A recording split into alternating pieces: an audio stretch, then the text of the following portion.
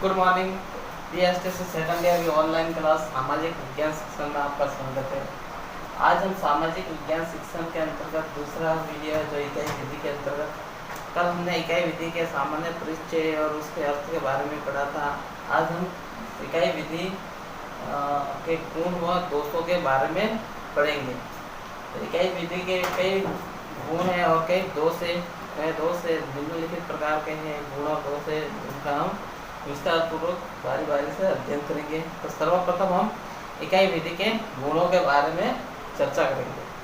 तो इकाई विधि के गुणों के बारे में चर्चा है वो इस प्रकार से है कि इस विधि के माध्यम से प्रत्येक अध्याय को, पाठ्यक्रम के प्रत्येक अध्याय को एक विभिन्न प्रकार की इकाइयों में बांटकर छात्रों को पढ़ाया जाता है, जिससे छात्रों को वो आसानी से वो सीधे समझ में आ जाती है और वो ज्ञान है वो हृदय में ज्ञान हो जाता है। और ऐसी स्थिति में छात्रों का जो हृदय में ज्ञान प्राप्त हो जाता है वो कभी भी जाता नहीं है, वो आजीवन उनके हृदय में संजय रहता है। इस प्रकार से इकाई विधि का पहला गुण तो ये है कि प्रत्येक अध्याय को इकाइयों में बांटकर छात्रों को हृदय में ज्ञान प्राप्त करवाना है, पहला गुण इसका।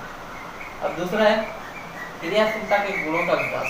इकाई विधि क्या है? इकाई विधि दो विधियों के समावेशन से बना है, योजना विधि और समस्या समाधान विधि। इन दोनों विधि के समायोजन से इकाई विधि का निर्माण हुआ, तो जिससे हम कह सकते हैं कि इन दोनों विधि के अंदर छात्र क्या रहते थे?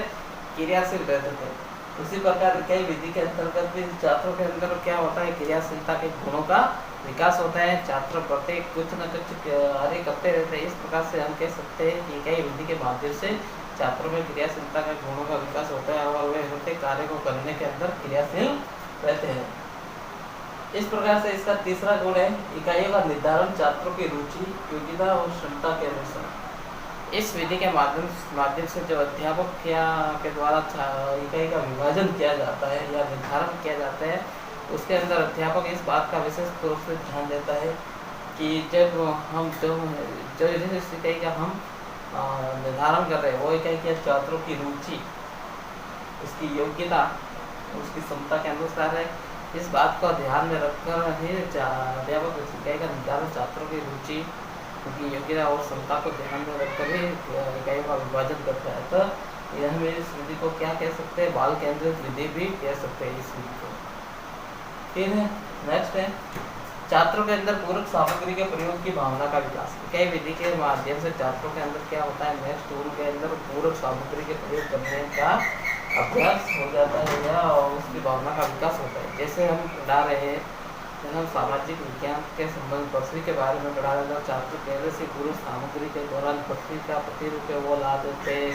पृथ्वी से संबंधित विभिन्न प्रकार के मानचित्र संसार से संबंधित लाकर हमारे समक्ष वो प्रस्तुत करते हैं। इस प्रकार से पूर्व सामग्री का प्रयोग करने की भावना है वो उनके अंदर प्रबल हो जाती है। फिर नेक्स्ट है छात्रों में नैतिक गुणों का विकास। इस विधि के माध्यम से अध्ययन करवाने से छात्रों के अंदर क्या होता है? नैतिक गुणों का विकास होता है। छात्रों में सहयोग, परस्पर प्रेम,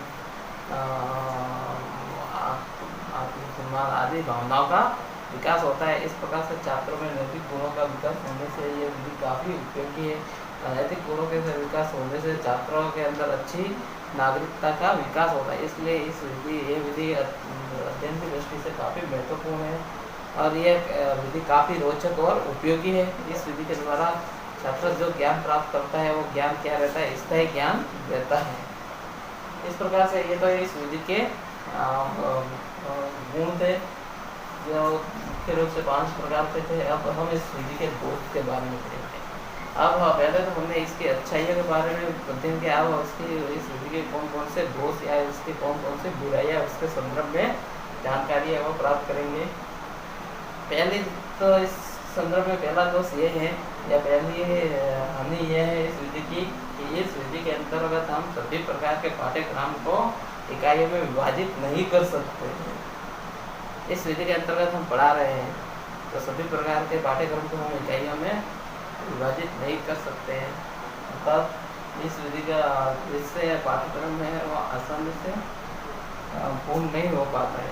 इस प्रकार से हम कह सकते हैं कि इस विधि के अंतर्गत सभी प्रकार के जो अध्याय हैं उनको हम इकाइयों में बात कर नहीं पढ़ा सकते। कुछ अध्याय ऐसे आते हैं तो संस्कृत होते हैं, तो ऐसे अध्याय को हम इकाइयों में नहीं बांट सकते। तो ये इसकी पहला दोष है।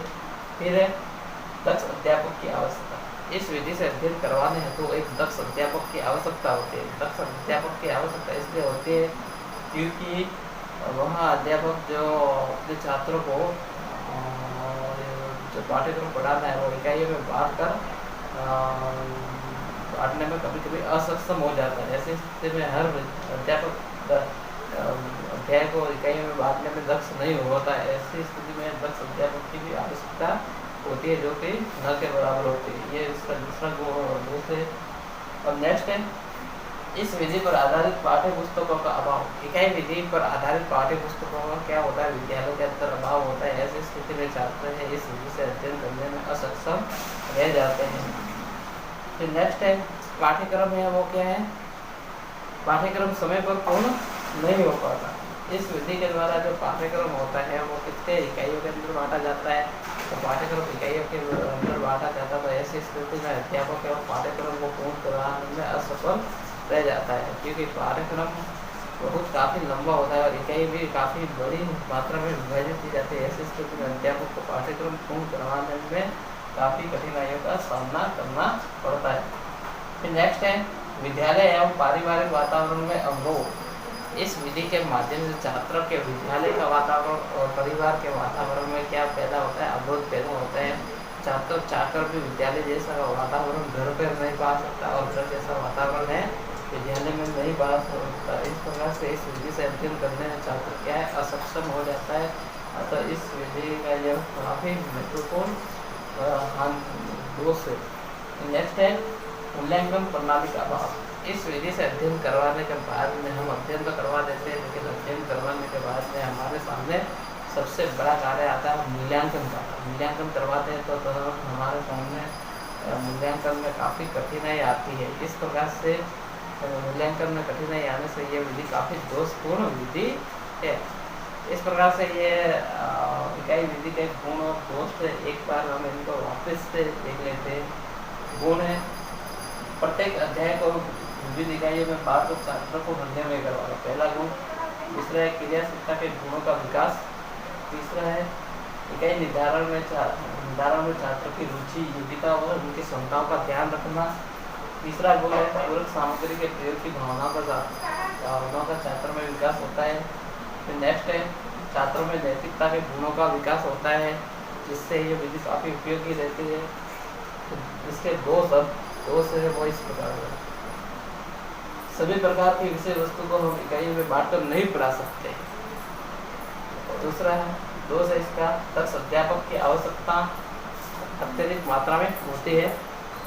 नेक्स्ट दोष है इसका इस विधि पर आधारित पाठ्य पुस्तकों का अभाव होता है। इस विधि पर आधारित पाठ्य पुस्तकों का अभाव होने के कारण इस विधि से अध्ययन करवाना संभव नहीं है।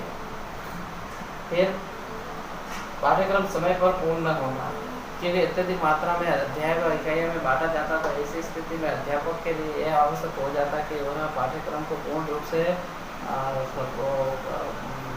से समाप्त करवाने में असफल रहता है।